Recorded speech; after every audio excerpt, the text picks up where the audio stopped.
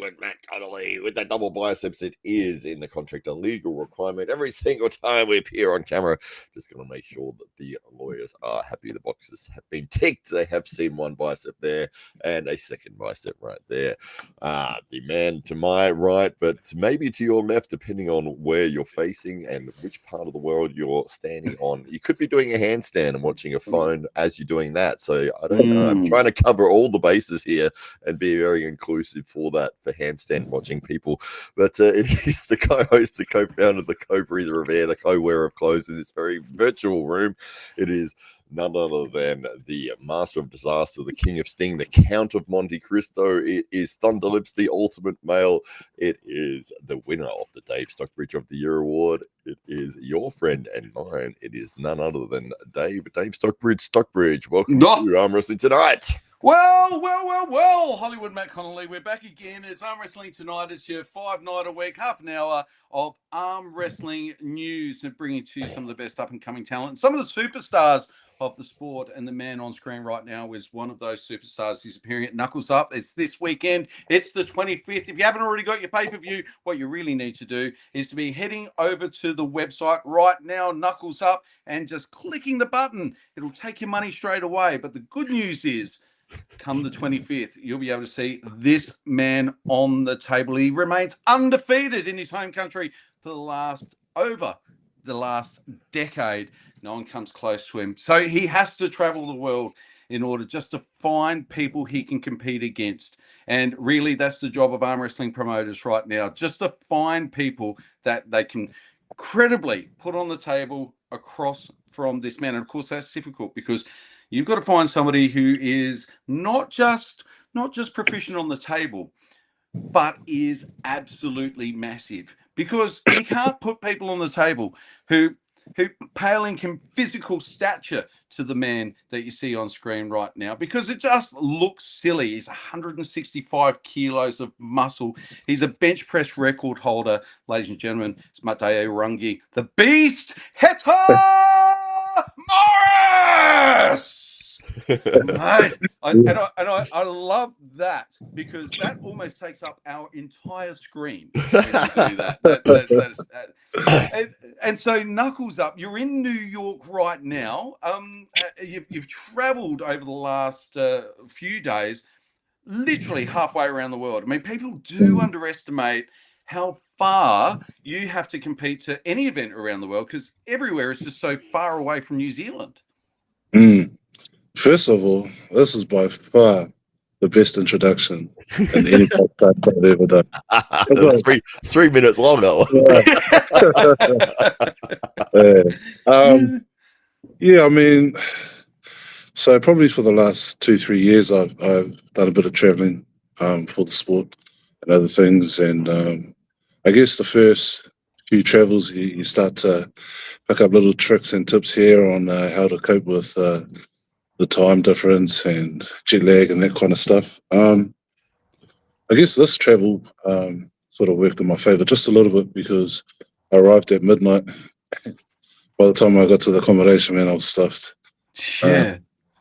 So you arrived at midnight. What time do you have to leave New Zealand in order to get in New York at midnight? 6 weeks ago. That's the weirdest thing, man. So my flight was at 7:30 p.m.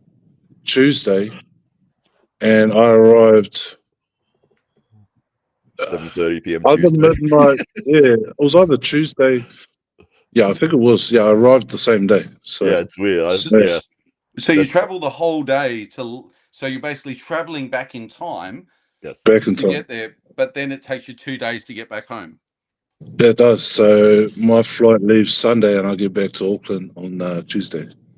I don't think people entirely appreciate how difficult that is for an athlete. I mean, it's one thing if athletes in arm wrestling were being paid millions of dollars, like golfers or whatever, but usually arm wrestlers, they've got their own business, or they've got a job, they've got a life they have to attend to. And for you, it's almost like it takes almost a week, surely, to be able to just recover and get into a normal routine after a massive trip like this. Again, so doing this like for the last few years, I remember my first trip was to Poland, and man, the biggest thing I learned on that trip was do not overpack. Do not overpack. Like pack what you need and pack a little bit extra. I'll tell you guys this. When on my first trip, I took my bloody Xbox with me, What? and How do you explain that at customs? my luggage never showed up. It was a complete mess. So Oh no! yeah, So lost yeah. the Xbox? No. So they found it. It just didn't arrive in Poland. It went to like China or something. Yeah. And so was it after that experience that you thought, you know what, I'm just going to cut back on this. I'm not going to put myself through that again. So yeah, started learning about that kind of stuff, like connecting flights. Try and get connecting flights that aren't too long in between the transit. Like 3 hours max, because you sort of just want to get that travel over and done with. Yeah. When you get to the place for myself, like one thing I tried, I arrived in the UK. When I went to the UK, I arrived at like 7 a.m. And I tried my best to stay up all the way through till the night time. That was a big mistake. I think, like, some people say try to do that. I think you should actually try and get some sleep. Yeah. Yeah, Well, straight especially if away. you've got to compete, like that's. I mean, at the end of the day, you're trying to be there in the best shape you can possibly be. And if you're fatigued and you're not feeling right, and then all of a sudden you start eating wrong, and it can lead to a disaster on the table. Exactly. And that's a lot of what I've learned of is like just eat what you normally would, drink what you normally would. Don't try and like overcompensate for like what you've eaten on the plane. You know what I mean? It's still food. I used to do that. I used to try and like as soon as I got off, I was like, I need to eat. And then now you've got too much sodium in your body and you're blowing up. So how do you go on the plane? Like, do you sort of taking up 2 seats yourself? Like, you're a massive man. Yeah, so I've been fortunate enough to do a lot of the travels and either premium or business. When I travel economy, I think that takes a lot out of me. Yeah. My flight over from Auckland to LAX, the flight attendants and the people sitting next to me were kind enough to sort of move a few people around so that I could have a couple of extra seats next to me free. I'm sorry, sir. You're going to have to go in overhead luggage. We have ourselves an athlete just here on the flight with us today. We have a lovely crate downstairs that you take your children with you. Yeah. So you won't believe this. Like from LAX to New Jersey, Newark, we're flying and we're just about to come down. We're just about to land. And you can tell when the plane is descending. It starts going down, and then all of a sudden, you hear the engines turn up, and then he starts taking off again. And we're like, "Oh, what's going on here?" And then over the intercom, he's like, "We've got a technical issue going on. The wheels aren't coming out." So, okay. So we're like, we're circling around for like an hour and a bit, and then he comes over the intercom and he's like, "We're going to have to land the plane as we're running out of fuel. We have emergency services waiting for us on the runway." And he said over the intercom, he said, "We do believe the wheels are coming out.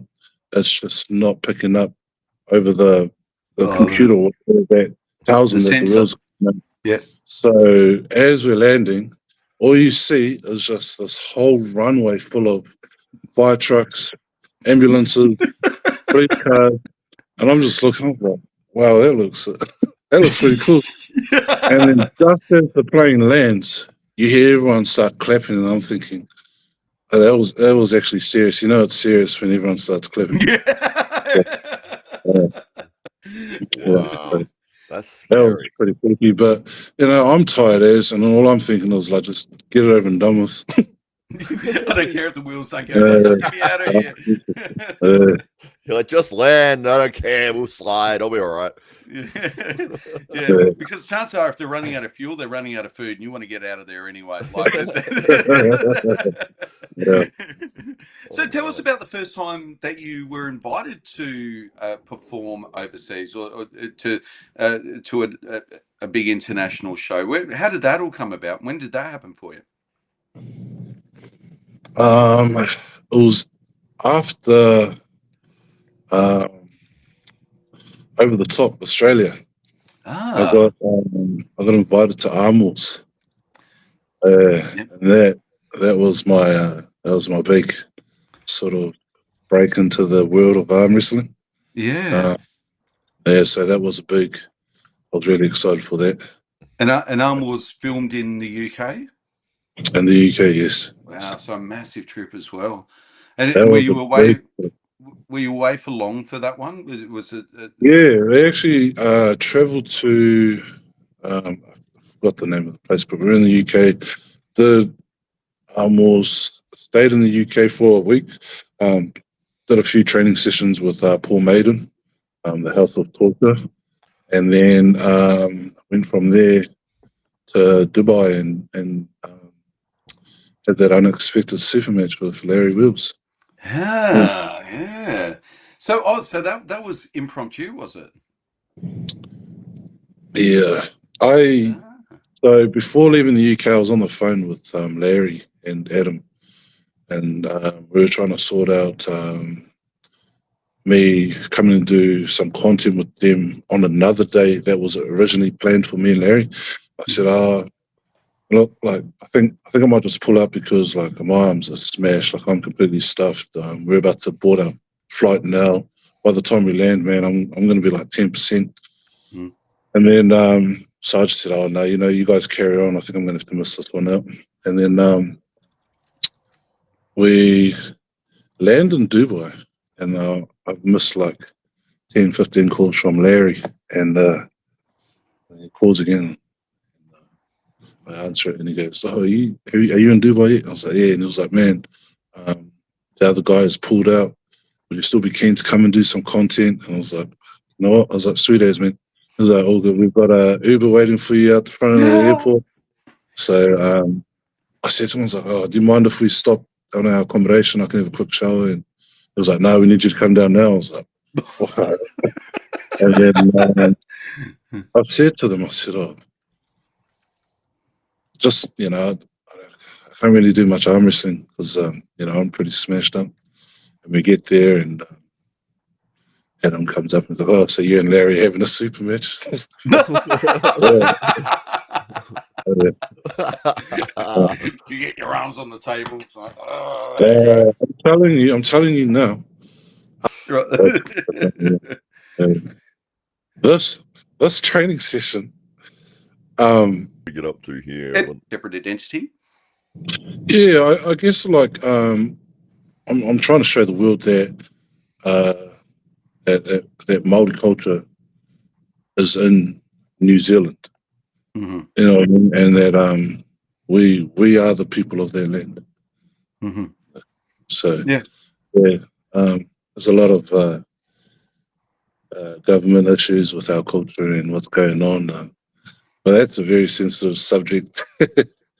It can be, and some governments have been doing a good job. I do actually with New Zealand. They seem to be making an effort to be shining a light more on that. But from an international perspective, I'm guessing that in North America and a lot of the places that you go to compete, most people would be quite oblivious to the political situation and indigenous culture on the other side of the world.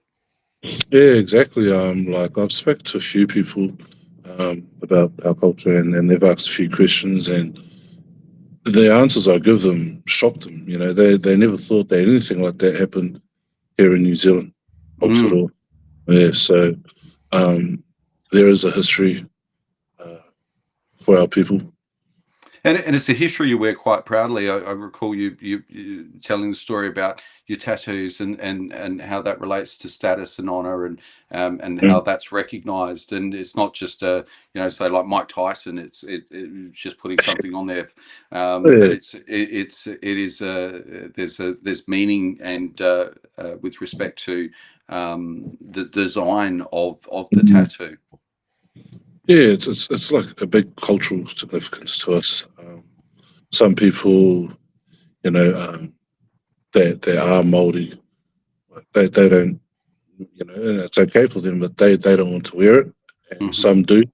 But whether or not they do or they don't, we still represent the same thing, Yeah. culture. Yeah. For me, it was a privilege and it was an honour to um, represent my family Mm. in wearing this and representing my culture. So And, yeah, and I will say it makes for spectacular photos because each and every time I show one of our AWE photos of you, people react like there's something in your energy that just radiates through those pictures, and people have a real visceral reaction. It's normally one of awe. It's normally like, oh, look at that guy, like yeah. they don't know why, but that's the reaction. So, Mm. and that's them just looking at your face. They don't know about the rest of you by that stage. But it's for a lot of people, it's really intriguing, and they find themselves very much not sure why, but they like what they see. They almost feel compelled to have to respect what they're looking at there. Yeah. It's nice. Like so we just came back from a gym. We had a bit of a training there, and we sort of walked in, and as soon as we walked in, you could sort of feel the eyes, but it was more in I guess they were more interested than uh, I don't know if they're intimidated or not, but it was more Mm. interesting. They just seemed more like, well, they haven't seen anything like this before. And Yeah. for me, like I feel happy that people get to see that there is this culture on the other side of the world. Yeah, and part of that culture, like that energy that we were talking about actually in this matchup with Marcus Tiro, is the manner, Mm. and that bringing the manner is something that Māori warriors have been doing for generations, and that's something that you're channeling when you hit the big tables of the world, like at Knuckles Mm. Up on the 25th. So tell us a little bit about your preparation for this one. You started off with a different opponent, and then you've had to adjust and prepare for another. What's it been like? So since the last Knuckles Up, in my last matchup, after my match with Toshioki, my arm was completely disabled. It was inflamed from the back all the way through, and there was like a few things that just didn't feel like they were aligned properly. And so since then, my goal has been to get physio done, readjustments, range of motion, just get some health back into the shoulder and the arm overall. So since being back from Knuckles Up 4, I had been getting like realignments done consistently, like 3 times a week, working on shoulder health, just range of motion. And I was doing that in preparation for nationals. And when I was in my, I guess, my peak stage for nationals, I felt way different. Like I've not felt like this before. So I was a little bit worried because it was like I know in territory, and Hmm. when I started my rest period, my arm, usually when I'm about a week out, my arm would feel full and tight and it'll feel loaded and ready. This time it was completely loose. It Oh, was not tight at all. And I was like, man, this is so completely different. As soon as I got my first grip up, I was like, wow, this is new, this is different, and it feels way more efficient. wow. So after that tournament, I was like, this is definitely the way I want to go. I need to manage my weight. I want to lose a bit more weight because I know that the bigger you are, the faster you get inflamed in a lot of areas. Mhm. A week after Nationals, I had surgery on the side of my head, and I was on the operating table. I was supposed to be on the operating table for like 2 to 3 hours, and then when I woke up from surgery, I remember thinking like, what is this pain? Like it felt like my arms had been sawn off, Wow. and later I find out that I'd actually been on the table for 8 hours, and they had left my arms hanging off the side for that long. Yeah, exactly Wow. like that. And man, my arms, no painkillers were taking that pain away at all. I couldn't sleep. I couldn't lie down. The only painkiller that worked was a nerve blocker called gabapentin. And Wow. as soon as they found out that gabapentin was working, they knew straight away that it was nerve damage. Ooh. So Wow. going from feeling brand new to feeling broken Oh. was a bit of a yes. Like it was. So I spent 2 weeks, about a week in hospital after the surgery for my shoulders. And that whole week, I was sitting in a chair just staring out the window, man, like battling, like what's going to happen from here? Because I honestly thought my career and everything, like a lot of what I do involves my hands, Yeah. my Yeah. arms. I do tamako, I do um, arm wrestling, bench pressing. I'm Yeah. just sitting there thinking, man, Why what's couldn't going this to have happen? happened to my legs? These are my legs. I could lose like a real useless 30 kilos there real quick. Uh, but it was a bit of it was definitely a mental challenge, like I think there was a tipping point there, and yeah, I'm just glad that I tipped on the other side because yeah.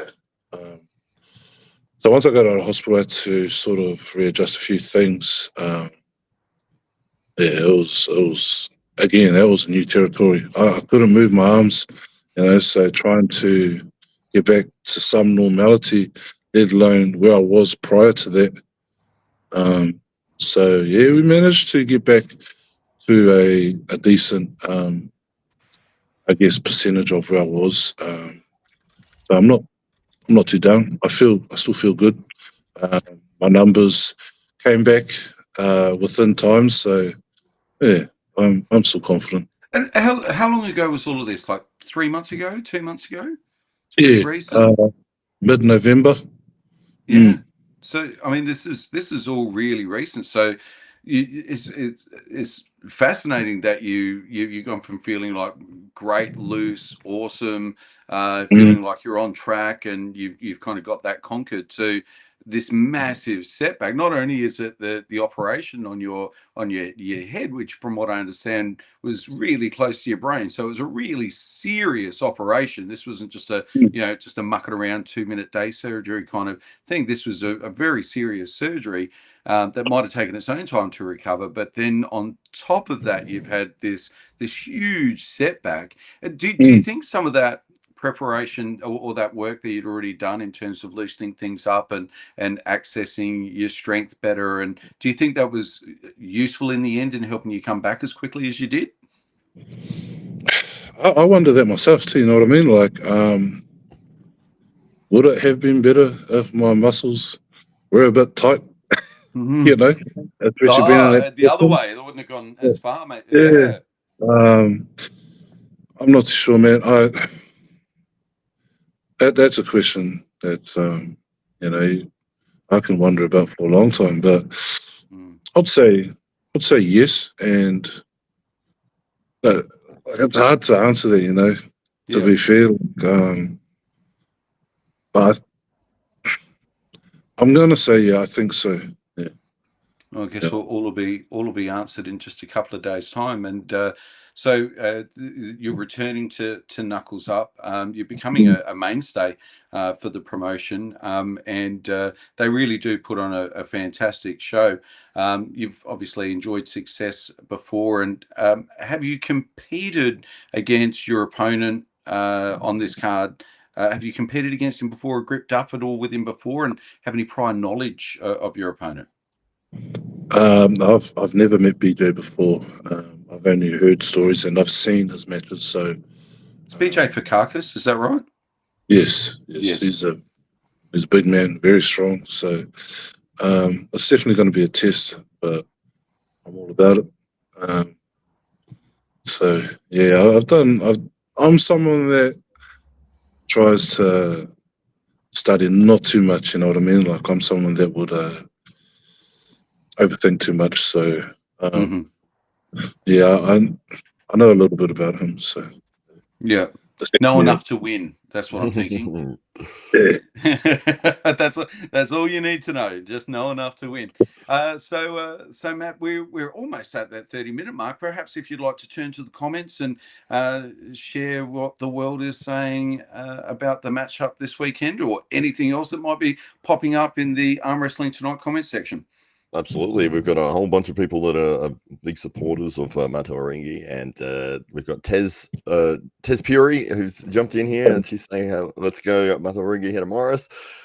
We've got Siren, which is Franch from the SA Titans Arm Wrestling Club. She's jumping in to say hello. Abhishek Singh from the Pro Punja League is saying hello as well. Yeah. And of course, the staple man who's out busy delivering orders, but still takes the time to tune in every single time we're live. That is the Drew, the legendary Drew. What else we've got? Muscle I'd Bite like to here. think with every order he's delivering, there's a little link to an arm wrestling podcast. It's right. He hands out a card at the same time. just here's your food, and go and watch this channel on YouTube. Muscle Bike has jumped in here as a fantastic guy from the UK, and as we said here, we got to meet him over in Carlingford in Ireland last year. And Maateiwarangi was there as well. Mm-hmm. Yeah. Yes, there was James Stewart, I believe you had the match with over in Arm Gods, and fantastic victory for you on that occasion as well. Stephanie Spencer has jumped in to say hello, and yeah, I think people were just chatting. Mr. Peanut is here as well. It's good to see him, and Tim Pipe has jumped in too to say big May. Hey guys, thank you everyone for the support. Well, we're all behind you here, and I don't know if you know this at all, but we are today also bestowing upon you an honorary Australian citizenship. Now, that might repulse a proud New Zealander like yourself, but you know what Australians do as soon as anybody gets any good at anything that is from New Zealand, we claim you as our own. And Russell Crowe. I was just the same thing about 2 hours ago. So, honorary Australian, doing it for Australia on Australian Day. They're in New York, along with the Australian contingent with Mario Tembakis and Ryan Bowen, and of course Rickett's, kind of the same. Like, we're going to claim him as well. So, if you spend any more than 5 minutes in Australia, or have done in the last 10 years, and you're any good at what you do, Australian. Basically, that's definitely what we're saying. So, so if you see Maateiwarangi, he's given it his absolute all, and he's walking away with the victory. You know he's doing it with that sense of Australian national pride deep down in his heart. So, I'll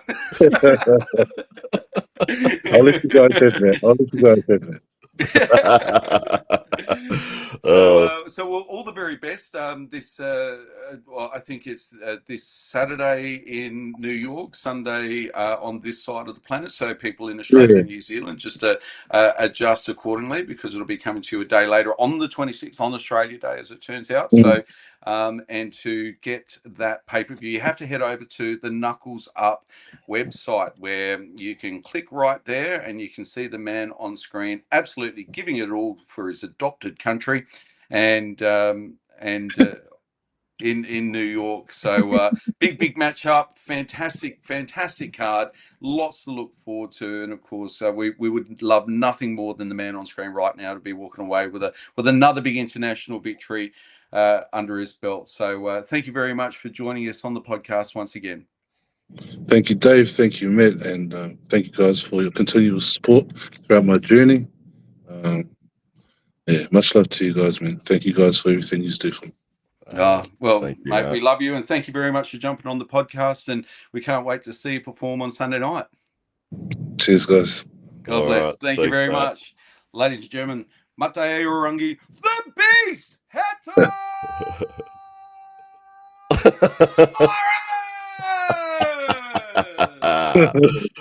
Thank you very much, everybody in the comments section, and we look forward to talking to you again a little bit later, actually, because we've got Parvin DeBus coming onto the podcast in just a matter of a couple of hours, and so you're getting a bonus edition of the Arm Wrestling Tonight podcast this week. So we'll see you at the next one, and